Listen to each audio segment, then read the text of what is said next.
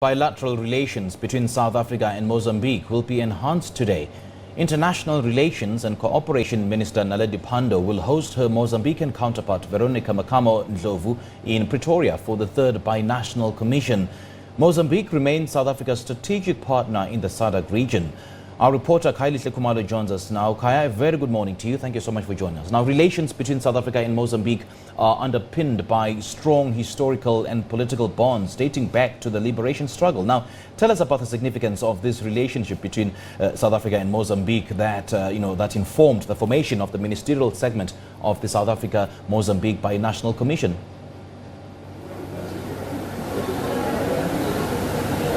Well, very much so, Simpiwe. You go back to the days where the liberation movement of South Africa, the ANC, was once hosted in Mozambique. But of course, you do know the very significance around that terrible incident in 1986 where President Marshall's plane was downed in Buzini. So there's quite a very strong cultural affinity to that effect. But also, most importantly, now the issues around economic development, now the issue is pertaining to investments. Like in 2021 alone, South Africa's exports to Mozambique amounted to over 64 billion rand. And of course, in favor of South Africa, currently Mozambican products coming to South Africa stands at over 11 billion rand. But also another critical issue here, Simpiwe, is there are over 70 agreements between the two nations. Of course, looking at a number of areas of cooperating together, you look at energy, you do have the hydroelectric dam in Mozambique supplying electricity to South Africa. So it's a very important day between Pretoria and Maputo. Now, Khaya, undoubtedly the issue of security is going to dominate as South Africa is part of the SADC mission in Cabo Delgado.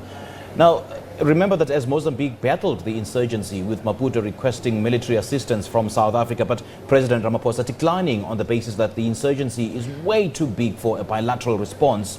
What can we expect from that?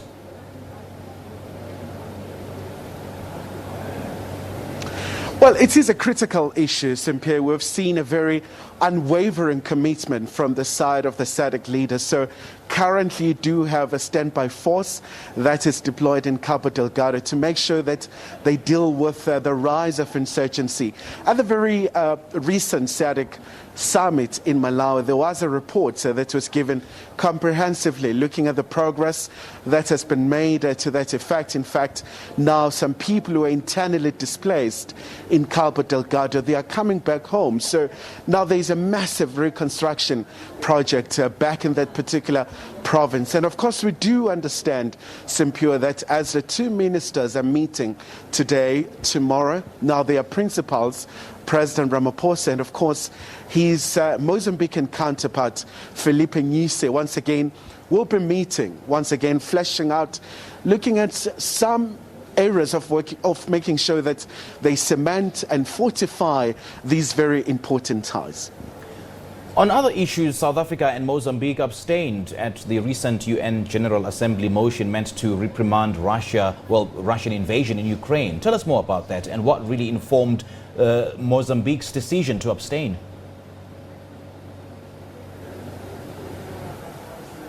Well, precisely, Simpiwe, because Maputo and Pretoria are some of the nations, really, out of the 33 nations at the United Nations General Assembly who took a stance of saying they'll be abstaining for reprimanding Russia in light of their aggression in Ukraine.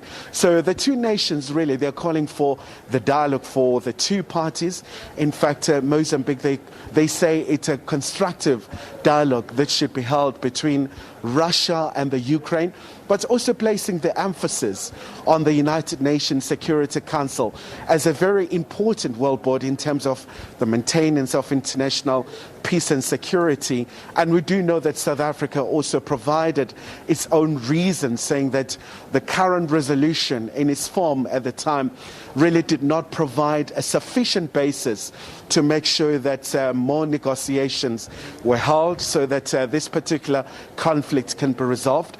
But during the course of the Binational Commission meeting, we'll have an opportunity to engage the ministers in terms of what's their point of view as the conflict still continues. All right, Khayelihle, we're going to have to leave it there for now. Thank you so much for joining us. We'll touch base with you a little later.